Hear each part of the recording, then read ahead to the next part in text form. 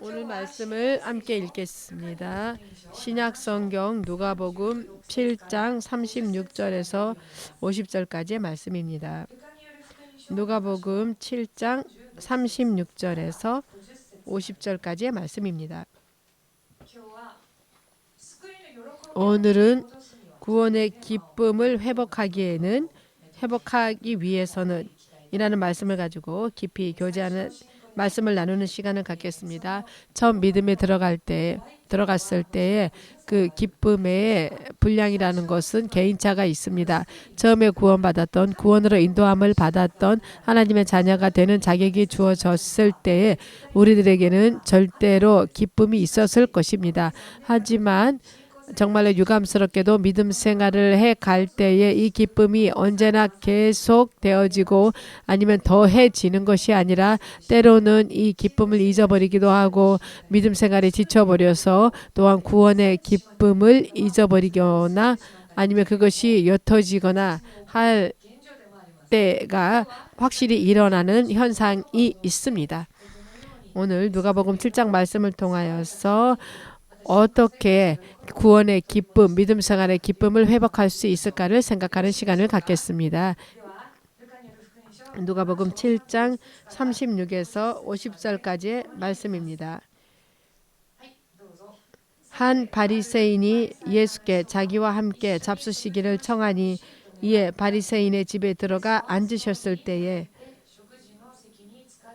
그 동네에 죄인인 한 여자가 있어 예수께서 바리새인의 집에 앉으셨음을 알고 향유 담은 옥함을 가지고 와서 예수의 뒤로 그 발 곁에 서서 울며 눈물로 그 발을 적시고 자기 머리털로 씻고 그 발에 입 맞추고 향유를 부으니 예수를 청한 바리새인이 이것을 보고 마음에 이르되 이 사람이 만일 선지자더면 자기를 만지는 이 여자가 누구며 어떠한 자 곧 죄인인 줄을 알았으리라 하거늘 예수께서 대답하여 가라사대 시몬아 내가 내게 이를 말이 있다 하시니 저가 가로되 선생님 말씀하소서.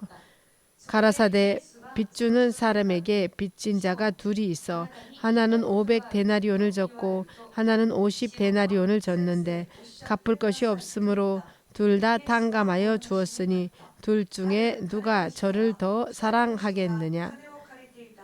시몬이 대답하여 가로되 제 생각에는 많이 탕감받은 자니이다.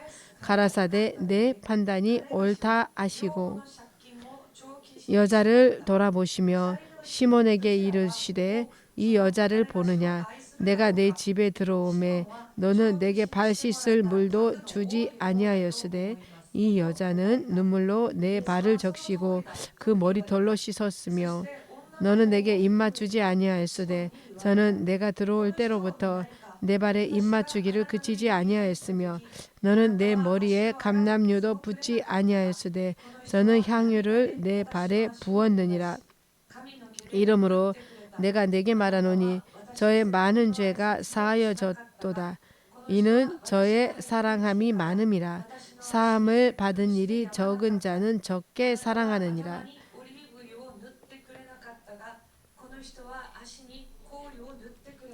이에 여자에게 이르시되 내 죄 사함을 얻었느니라 하시니 함께 앉은 자들이 속으로 말하되 이가 누구이기에 죄도 사하는가 하더라. 예수께서 여자에게 이르시되 내 믿음이 너를 구원하였으니 평안히 가라 하시니라.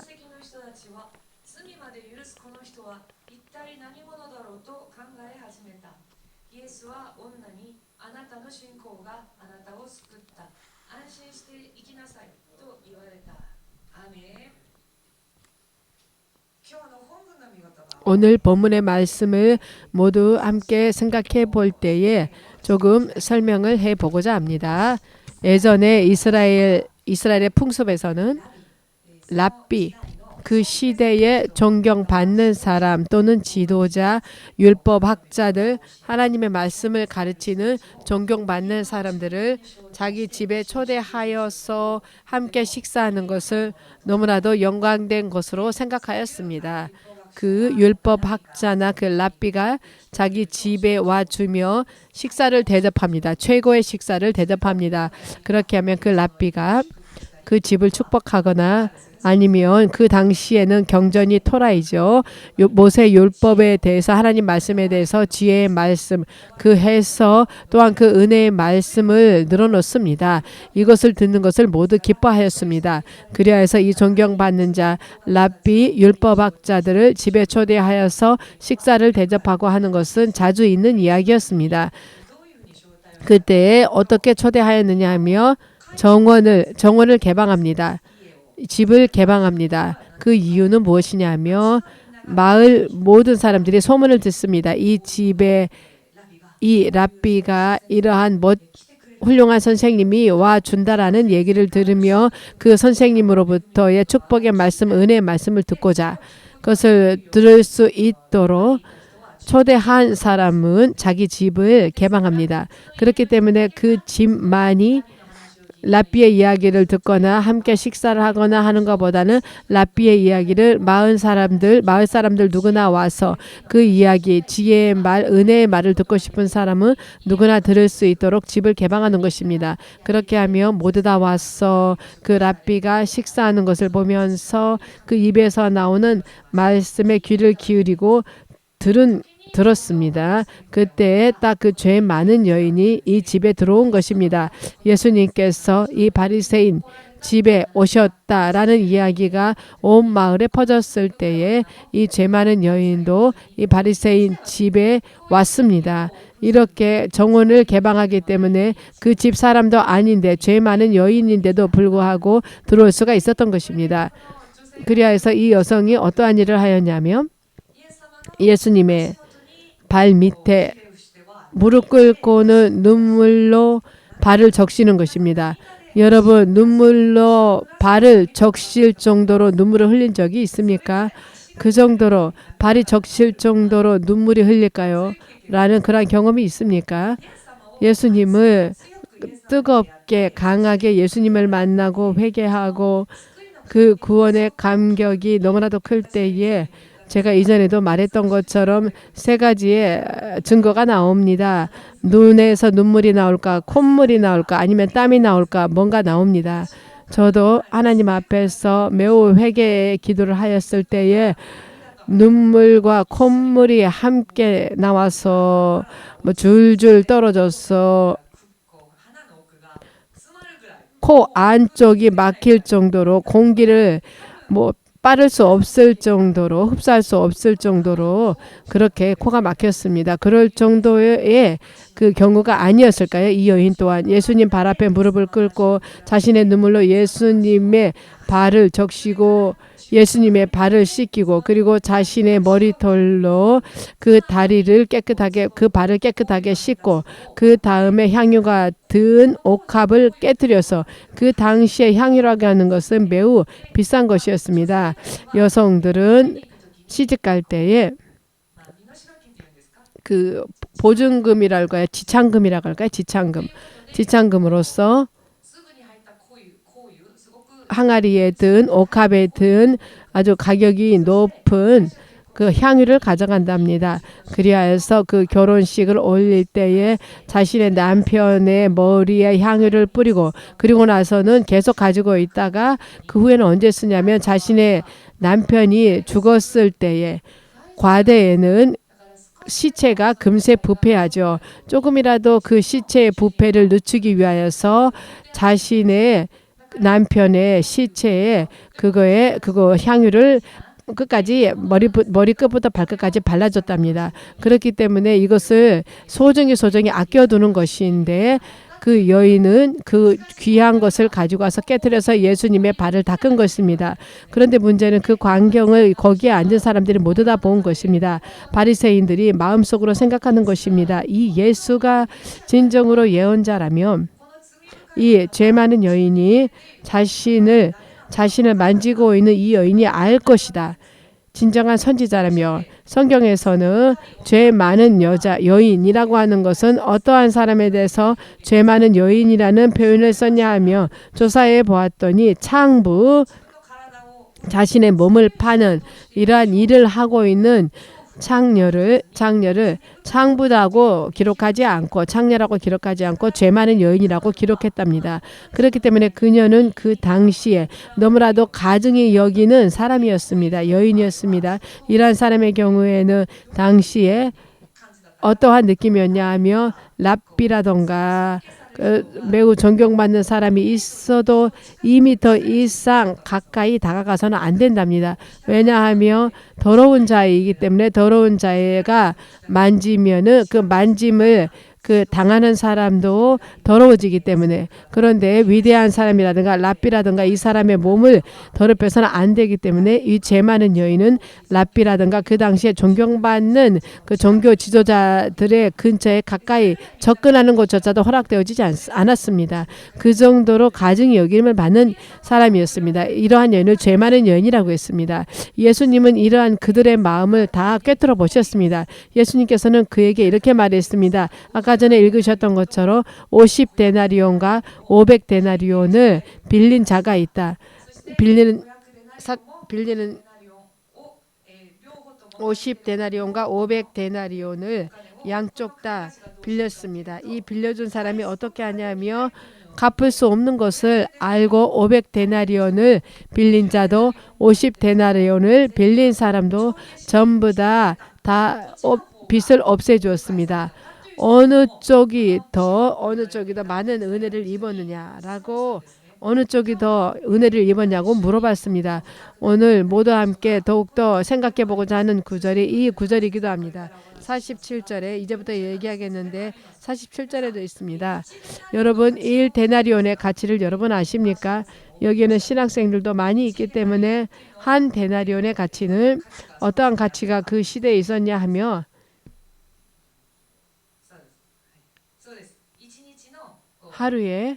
하루의 임금입니다. 하루에 벌 수 있는 하루에 몸을 가지고 벌 수 있는 수입이 한 데나리온의 가치가 있다라는 것입니다. 지금 일본이라며 1만에서 1만 5천 엔 정도가 아닐까요? 단순 계산으로 만행이라고 합시다. 만행. 그 50데나리온이라고 하면 사람이 한 개월, 한 달 이상 거의 2달을 매일매일 일하지 않으면 벌 수 없는 돈입니다. 그런데 500데나리온이라면 어떨까요? 500데나리온이라고 하는 것은 1년의 연봉을 훨씬 뛰어넘는 1년을 계속 매일매일 쉬지 않고 아침부터 밤까지 계속 일을 하고 1년 일을 해도 다 갚을 수 없는 돈입니다. 보통 생각하면 생활을 하기 위하여서는 보통 쓰여지는 돈도 있기 때문에 출비도 있기 때문에 그렇기 때문에 500데나리온을 빌린 사람은 갚을 수가 없다. 양쪽 다 빚을 탕감해 주었습니다. 그렇지만 이 둘 중에 누가 더 빚을 탕감해 주는 자를 사랑할까? 그랬더니 시몬이 이렇게 말했습니다. 많이 탕감해 준 자가 그 탕감해 주는 자를 더 사랑하겠죠. 그랬더니 예수님께서 당연한 일이지 않냐라고 예수님께서 말씀하셨습니다. 시몬 너는 내가 왔을 때에 발 씻을 물도 주지 않았고 내 발을 씻어주지도 않았다. 그리고 올리브유조차도 발라주지 않았다. 인사에 입맞춤도 해주지 않았다. 하지만 이 여인은 어떻게 했느냐. 팔레스타인 지역에서는 먼지가 많아서 손님을 집에 초대하면은 어느 풍습으로서 반드시 손님을 대접하는 첫 번째로서 발 씻을 물을 가져왔습니다. 그리고 그 집에 하인이 그 발을 깨끗하게 씻겨줍니다. 그리고 나서는 너무나도 최고의 것으로 대접을 하고 그리고 인사에 입맞춤을 하는데요. 이것은 그 친근함을 표시하는 행위입니다. 그리고 발을 깨끗이 씻어주며 올리브유를 감람유를 발라주고 그 발을 깨끗하게 보호해주는 것이 보습을 시켜주는 것이 그 당시의 풍습이었습니다만 이 바리새인은 아무것도 해주지 않았습니다. 라고 하는 것은 어떠한 일이냐 하며 예수님을 초대한 것은 예수님을 진정으로 존경하고 예수님의 말씀이나 예수님으로부터의 은혜를 구하는 기분보다는 그 과시하고 싶다라는 그 마음이 더 컸다는 것을 알 수 있습니다. 결국 그 당시에 이스라엘 민족에게 예수님은 절대적인 지지를 받고 있었습니다. 모두 다 예수님을 선지자로 생각했습니다. 그러한 사람을 자신의 집에 초대하며 자신의 체면이 어떻게 될까요? 자신이 모두 앞에 사람들 앞에서 자신을 과시할 수 있다라고 생각했겠죠. 그렇기 때문에 예수님을 반드시 진정으로 예수님을 존경했다라며 해야만 될 에티켓도 전부 다 하지 않고 단지 식사에 초대만 했습니다. 하지만 이 여인은 자신이 가지고 있는 가장 좋은 것을 가지고 자신의 몸을 가지고 예수님을 섬기고 있는 것입니다. 여기에 예수님께서 오셨습니다. 지금 이 시대에 말하자면 예수님이 오시고 하나님의 임재가 있는 곳으로 하나님을 예배하는 것입니다. 이 양쪽 다 하나님을 예배하는 예수님이 계시는 임재의 장소에 서 있습니다. 이 바리새인도 그리고 이 죄 많은 여인도. 근데 어떤 사람은 어렵게 예수님의 임재 안에 와 있어도 그 마음가짐이 어떠했습니까? 어떠한 사람은 전혀 예수님을 예배하는 그리고 예수님을 섬기는 아무 마음에도 이르지 않았습니다. 단지 자신의 체면만 생각했고 자신을 과시하고 싶고 모두에게 인정만 받고 싶고 나는 그러한 마음밖에 없었습니다.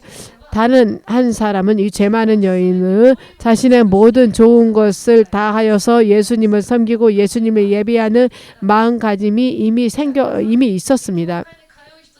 교회 다니는 사람들 중에는 두 가지의 부류가 있습니다만 믿음을 가진 자도 있고 믿음을 가지고 있는 자도 있는가 하며 종교를 가지고 있는 자도 있습니다. 믿음을 가지고 있는 자와 종교를 가지고 있는 자는 다릅니다. 종교자와 믿음의 사람은 다릅니다. 하나님을 믿고 하나님 앞에 하나님께서 기뻐하시는 예배를 드리는 믿음을 가진 자도 있습니다만 교회 안에서는 어렵게 임재의 예배에 와 있어도 아무런 마음가짐도 되어 있지 않고 하나님을 하나님으로서 섬기고 하나님을 구하고 하나님의 은혜를 구하고 하나님을 찬양하는 예배를 드리는 이러한 마음가짐을 가지고 있지 않습니다. 단지 형식적으로 사람 앞에서 자신을 과시하기 위하여서 아니면은 무언가의 이익을 얻기 위하여서 종교를 가지고 있는 어떠한 우상 숭배와 아무런 그 변함이 없는 변치 않는 이러한 믿음 생활을 하는 사람도 있습니다. 변하지 않는 믿음 생활을. 하지만 처음에는 그렇지 않았는데 어느 날 어느샌가 믿음을 가진 자에서 단지 그냥 종교만 가지고 있는 자로 당신의 종교는 무엇입니까? 나는 그리스도교라고 이렇게 변해버리는 사람들이 있습니다. 여기에서 결정적인 차이, 이들 가운데서 예수님의 임재 안에서 하나님을 예배하는 이 장소에서 둘 다 있는데 이 둘의 결정적인 차이는 어디에서 나왔습니까? 왜 한 사람은 양쪽 다 예수님의 임재 안에 와 있습니다. 둘 다 예수님을 예배하는 곳, 예수님의 말씀을 들을 수 있는 곳에 와 있습니다. 하지만 무엇이 결정적으로 다르냐 하며 한 사람은 자신의 죄 많음을 깨달은 자, 한 사람은 자신의 죄 많음에 깨닫지 못한 사람. 아까 전에 오늘의 포인트가 두 가지 있다고 말했습니다. 많이 용서받은 자는 많이 사랑한다. 많이 용서를 받지 못한 사람은 많이 사랑하지 못한다. 이 의미를 아시겠습니까?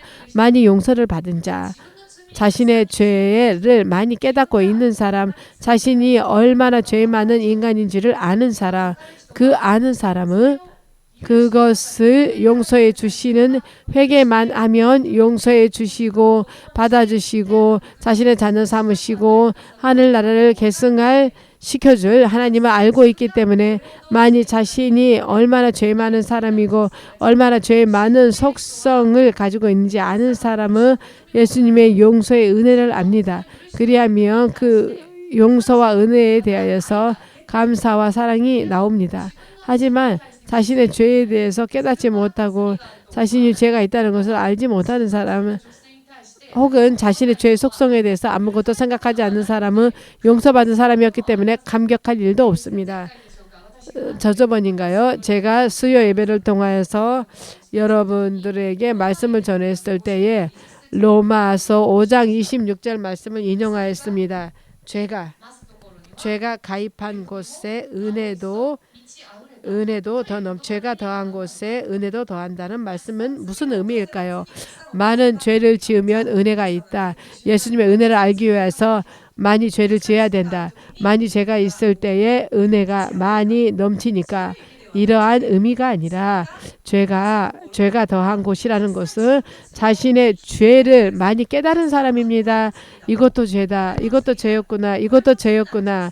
이것도 죄의 속성이구나. 이것도 하나님께서 보셨을 때에 가증히 여기시는 것을 많이 깨달으면 깨달을수록 자신 안에 죄가 더해집니다. 이 많은 죄를 깨달았을 때에 하나님의 깊은 용서의 사랑이 반드시 알게 되도록 주님께서 인도하여 주시기 때문에 그렇기 때문에 그 은혜를 알아버리며 그 사람은 예수님을 사랑하지 않을 수가 없습니다. 이러한 자신을 받아주시고 이러한 자신을 하나님께서 용서해 주시고 자신의 죄를 회개하고 고백하며 하나님께서 이러한 나도 사랑해 주시는구나 라고 이러한 고백이 많이 있는 사람, 경험이 많이 있는 사람은 구원에 대한 감격, 기쁨이 점점 더 더해갑니다. 그렇기 때문에 은혜를 더욱더 더해갑니다. 은혜가 넘치는 것입니다. 아, 나는 이렇게 죄인이구나. 그렇지만 나 같은 죄를 예수님께서 받아주셨다. 이렇게 죄 많은 속성이 내 안에 있는데 주님께서는 그것을 전부 다 감싸주셨다. 하지만 이러한 것들을 생각하지 않고 잊어버리면 어떻게 될까요? 죄의 감격도 점점 더 떠나가 버립니다. 기쁨, 구원에 대한 감사도 금세 잊어버립니다. 그렇게 되면 하나님을 예배하는 곳에 와 있어도 예배할 때에 기쁨이 없습니다. 구원의 기쁨이 옅어집니다. 라는 것을 알 수 있습니다. 아까 전에 오늘의 제목은 구원의 기쁨을 회복하기 위해서는 어떻게 해야 되는지, 믿음 생활을 하면서 기쁨을 회복하기 위해서는 어떻게 해야 될까요? 많은 죄를 깨닫는 것을, 많은 죄를 찾아내는 것을 게을려서는 안 됩니다. 자신의 죄를 찾아내서 주님 앞에 나와서 주님 앞에 자복하고 자신의 최선을 다해서 이 죄 많은 여인처럼 예수님 앞에 자복할 때에 은혜가 더해가는 것입니다. 그렇게 되면 그 구원의 기쁨, 믿음의 기쁨이 점점 더 우리들 안에서 부어지도록 되는 것입니다. 하지만 이것이 옅어지고 그리고 이것이 점점 더 잊혀져 가며 하나님에 대한 은혜도 잊어버리는 것입니다. 한국의 속담에 이러한 말씀이 있습니다.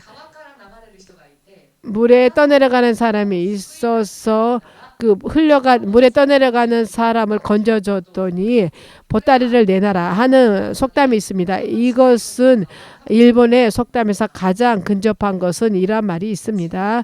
자신이 기르던 개한테 물렸다라는 그 속담이 있습니다. 기르던 개한테 손을 물렸다라는 비슷한 닮은 속담이 있습니다. 너무나도 그 혼란한 상황에 빠져 있는 사람을 어렵게 구해내 주었더니 처음에는 고맙습니다라고 말할 것입니다. 그런데 떠내려갈 때는 아무것도 보이지 않습니다. 자신의 가방이라던가 자신의 소유라던가 자신의 뭔가 다른 어디에서 살고 어디에서 자고 무엇을 먹고 수입은 어떻게 되고 어떠한 일이 좋다 이러한 것을 생각하지 않습니다. 떠내려갈 때에는 자신의 목숨밖에 가장 절박한 것이 목숨입니다. 목숨이 없으며 그러한 것들이 전부 다 무용지물이기 때문에 그렇기 때문에 어떻게든지 목숨만 구해지며 라는 생각입니다. 목숨만 구해진다며 그래서 그것을 구해주었더니 제정신이 돌아와서 일단 목숨은 건졌으니 이렇게 되면 처음에는 구원받아서 감사이지만 점점 더 구원의 기쁨이 점점 더 옅어져서 아 내가 가지고 있었던 내 가방이 함께 건져주지 않았습니까? 왜 내 가방이 떠내려가도록 두었습니까? 라던가 이렇게 구실거리를 가지고 오는 것입니다. 믿음 생활도 마찬가지로 우리들이 자신의 죄된 속성을 매일매일 깨닫고 하나님 앞에서 회개하고 예수님의 용서나 그 은혜를 언제나 감사하면서 그리고 더욱더 한층 더 구하지 않으면 처음에는 구원에 대한 감사가 있습니다만 점점 더 그것이 옅어지고 맙니다. 그렇게 되면 눈에 보이는 것이 들어오는 것입니다. 떠내려갈 때는 지금 이 강이 어떠한 상황이고 지금 옆에 어떠한 누가 있고 지금 가지고 있는 가방이 어디에 있고 이런 것들이 눈에 들어오지 않습니다. 먼저 자신의 생명만 구해진다라면 목숨만 구해진다라며 그런데 어찌됐든 구원받고 어찌됐든 생명의 구원을 받았다라면 이 감격이 점점 더 옅어져서 눈에 보이는 것에 마음이 뺏겨버린 것입니다. 눈에 보이는 것, 눈에 보여지는 것, 이 세상의 상황이라든가 환경이라든가 우리들이 어떠한 죄 가운데서 구원받았는지는 잊어버린 채 하나님께 불평을 하는 것입니다. 하나님 너무나도 이것은 심합니다. 이것은 너무나도 심합니다. 이러한 것을 아무렇지도 않게 말합니다. 그리고 하나님을 사랑하기는커녕 오히려 하나님께 대해서 은혜를 모르는 실로 아까 전에 그 속담처럼 기르던 개가 그 주인을 무는 것처럼 구원을 해주신 예수님께 대해서 하나님 이것은 이치에 맞지 않습니다. 하나님 이것은 지금 이 시대 안에서는 좀 심합니다. 예수님 지금 이러한 상황인데 이건 좀 심합니다. 그런데 잘 생각해 보면 우리들이 어느 정도로 더러운 죄 가운데서 있어서 어느 정도로 그 두려운 죄에서 심판에서 구해졌는지를 알지 못하며 깨닫지 못하며 믿음 생활 또한 그 기르던 개가 자기 주인을 무는 것과 같은 그러한 과오를 범해버립니다. 많은 죄 용서를 받은 사람은 많이 사랑할 수 있습니다. 하지만 조금밖에 용서받지 못한 사람은 조금밖에 사랑하지 못합니다. 왜냐하면 구원받은 기억이 없으니까 별로 그 사람을 사랑하지 않습니다. 하지만 많이 용서를 받으며 이러한 자신을 용서해 주시는 하나님을 사랑하지 않을 수가 없습니다. 하나님을 더욱더 사랑해 갑니다. 이것이 우리들의 믿음 생활에 너무나도 중요한 곳이라고 생각합니다. 구원을 받은 것에 대한 기쁨을 잊지 않고 자신이 어떠한 사람이었는지를 잊지 않습니다. 여러분 우리들은 특히 이 일본과 같은 이 율법이 잘 만들어져 있고 그리고 법률이 너무나도 잘 만들어져 있고 그리고 국민들의 교육 레벨도 높고 그리고 법률을 잘 지키는 나라에서는 눈에 보이는 형식으로 아무렇지도 않게 법을 어기는 사람은 없습니다. 그렇기 때문에 자신은 죄를 짓지 않고 이렇게 선량한 시민이라고 생각하는 경향이 있습니다. 저쪽에 아직 개발되어지지 않은 나라에서는 아무렇지도 않게 사람이 걸어가고 있는데 가방을 이렇게 빼돌리거나 아니면 눈앞에서 그 사기를 치거나 어떤 사람이 어느 나라에서 아무렇지도 않게 휴대폰을 열었을 뿐인데 사람이 달려와서 그 휴대폰을 들고 뛰었다고 그랬기 때문에 어느 나라에서는 모두 보이는 앞에서 휴대폰을 꺼내서는 안 된다라고 이런 사람을 보면 우리들은 죄인이라고 생각하는데요. 예를 들어서 이 일본과 같이 잘 교육 수준도 높고 그리고 시민 의식도 높고 그리고 법률도 잘 만들어져 있고 이러한 것이라면 좀처럼 자신의 죄를 찾아내기가 어렵습니다. 여러분 한번 생각해 보십시오. 지금 자신은 다른 사람에 대해서 아무런 폐도 끼치지 않았다 할지라도 여러분이 단 하루 오늘 한 24시간 정도라도 여러분이 생각하고 있는 것이 예를 들어서 이것이 영화같이 찍혀져서 모두 앞에서 상영되어진다라고 하면 여러분은 그래도 자 보십시오라고 당당하게 말할 수 있습니까? 24시간 정도라도 우리 머릿속에서는 몸을 가지고 뭔가 나쁜 일을 하지 않았다 할지라도 우리 그 마음속에서는 많이 사람에게 절대로 보일 수 없는 많은 죄 많은 생각이 언제나 우리를 스쳐 지나가고 있습니다. 언제나 싸움이 있습니다. 사람들 앞에서 웃고 있지만 실은 그 사람을 죽이고 싶을 정도로 밉다던가 저 사람하고 얘기하고 싶지 않다 말도 섞고 싶지 않다라던가 하지만 사람 앞에서는 전혀 이런 모습을 보이지 않고 이러한 기분이 모두 앞에서 다 들킨다라면 여러분 어떻겠습니까?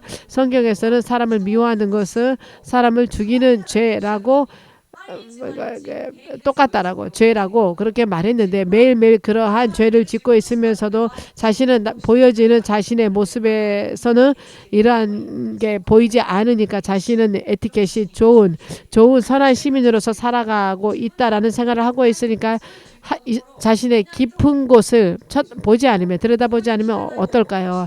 이러한 더러운 생각을 하고 있는 자신을 하나님이 전부 다 알고 계시는데 회개하며 용서해 주신다. 회개하며 용서해 주신다. 역대하 33장 1절에서 13절을 보면요. 모처럼이니까 한번 읽어보겠습니다. 역대하 33장 1절에서 13절까지의 말씀입니다. 역대하 33장 1절에서 13절까지의 말씀입니다.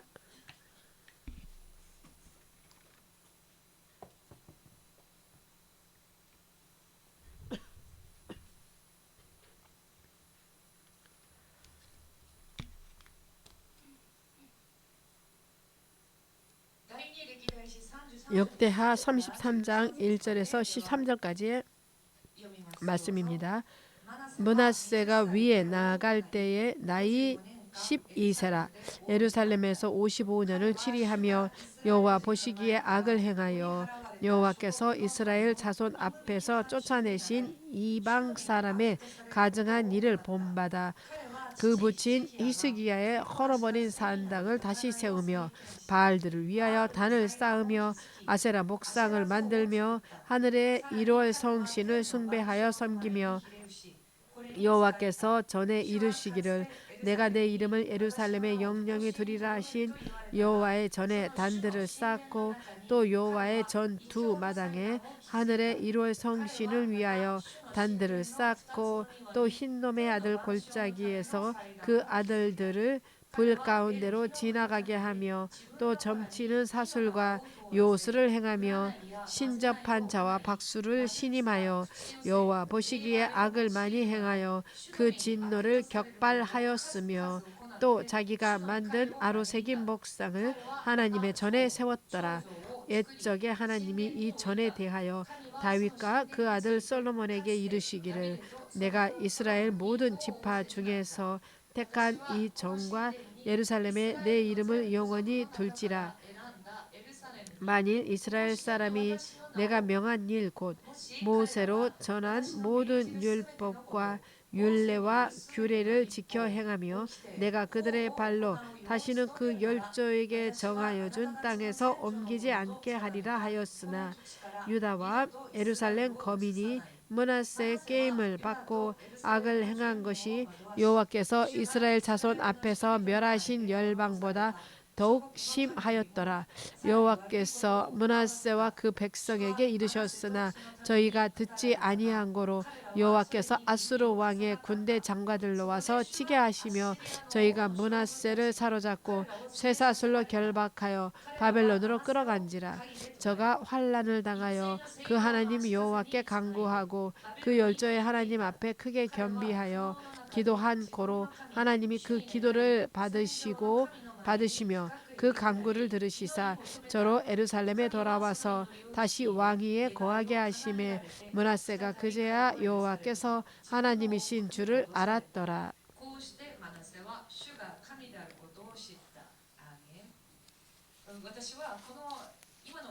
저는 지금 이 기록을 읽었을 때 너무나도 어떠한 의미에서 충격을 받았습니다. 13절에 그가 기도로 간구하였더니 하나님께서 그 기도를 들어주시고 그 소원을 이루어 주셨다. 그리고 두 번 다시 그는 예루살렘에 자신의 왕국에 다시 돌아갈 수 있었다. 그리하여서 므낫세는 주님이야말로 하나님이란 것을 알았습니다. 많은 온갖 우상 숭배를 한 그였습니다. 이 므낫세는 남유다 왕국에서는 몇 명인가 하나님의 뜻을 행한 좋은 일을 행한 왕들이 있었습니다. 그 가운데서도 히스기야 왕을 알고 있습니까? 이 히스기야는 하나님 앞에서 선한 일을 많은 선한 일을 했습니다. 온 이스라엘에 있는 우상 숭배를 하는 곳이나 그러한 신들을 모두 다 깨끗하게 청소하였습니다. 예를 들어서 지금의 어제 새로운 총리가 당선되었죠. 예를 들어서 이 일본 땅에 어느 크리스찬 총리가 생겨서 이 크리스찬 총리가 오늘부터 이 일본은 진자나 다른 신들을 숭배하는 곳은 전부 다 부수겠다. 그리고 실제로 그것을 했다라고 생각해 보십시오. 얼마나 충격적인 일입니까? 이것을 히스기야가 하였던 것입니다. 이스라엘을 종교 개혁을 한 것입니다. 요시야 왕과 함께 이 히스기야 왕은 하나님 앞에서 하나님께서 가장 가증히 여기시는 온갖 가증한 죄, 온갖 우상 숭배의 모든 죄를 일제히 제거하고 파괴하였습니다. 최고의 왕 중에 하나였습니다.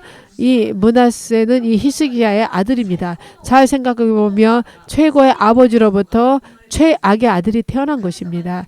하나님께 인정받았던 많은 왕들, 왕인 히스기야 왕에게서 이 덩치도 않은 아들이 어처구니 없는 아들이 태어나는 것이 므낫세인 것입니다. 지금 읽으신 대로 자기 아버지가 어렵게 폐괴하고 파괴하고 깨끗이 하였던 이 여러 가지 우상 숭배의 것을 부활시키고 그것뿐만이 아니라 이 우상 숭배를 할 때에 자신의 아이들을 그 신들께 드리는 제물로서 불 가운데로 통하게 한 것입니다. 최근 저는 그 레위기를 구약 성경 레위기를 읽고 있는데 레위기 10장 이후 13장까지를 보면은 거기를 보면 이걸 해서는 안 된다라는 하나님의 명령이 있습니다만 그 하나하나가 여기다 나오고 있습니다. 하나님께서는 해서는 안 된다는 너희 자녀를 하나님을 섬기는 그 불 제물로서 바쳐서는 안 된다.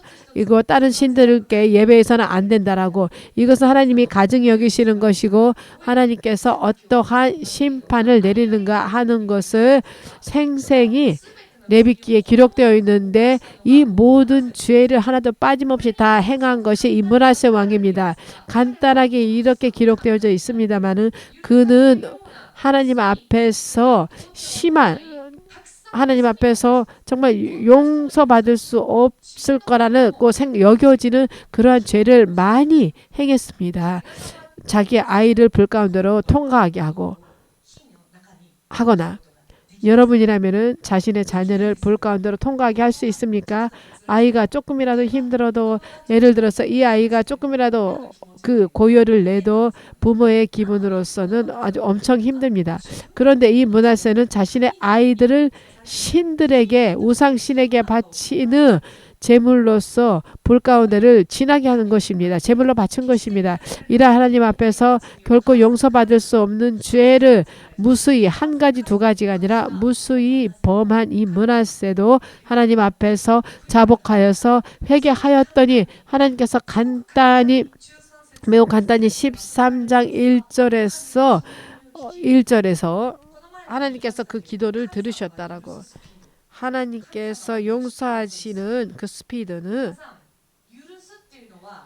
여러분 용서한다라는 것은 사랑을 전제로 하고 있습니다. 사랑이 없으면 용서할 수 없습니다. 용서하는 것은 사랑이 있기 때문인 것입니다. 여러분에 대해서 나쁜 짓을 한 사람이 있다고 합시다. 자녀라면 금세 용서합니다. 아이라면 금세 잊어버립니다. 그 나쁜 일을. 하지만 전혀 타인이 했다라면 그렇게 나쁜 짓이 아닌데도 계속 기억합니다. 그리고 용서하니까 용서하지 못합니다. 하나님께서는 율법을 이루는 가장 큰 계명을 알려주는 것이 하나님을 사랑하고 이웃을 사랑하는 것입니다. 우리가 형제를 사랑하지 못한다라면 가장 큰 계명을 아직도 완성하지 못했다는 것입니다. 미워하는 것은 사랑하지 않기 때문인 것입니다. 확실하게 말해서 용서할 수 없는 것은 사랑하지 않기 때문입니다. 용서했다라고 하면 그것은 사랑한 것이 됩니다.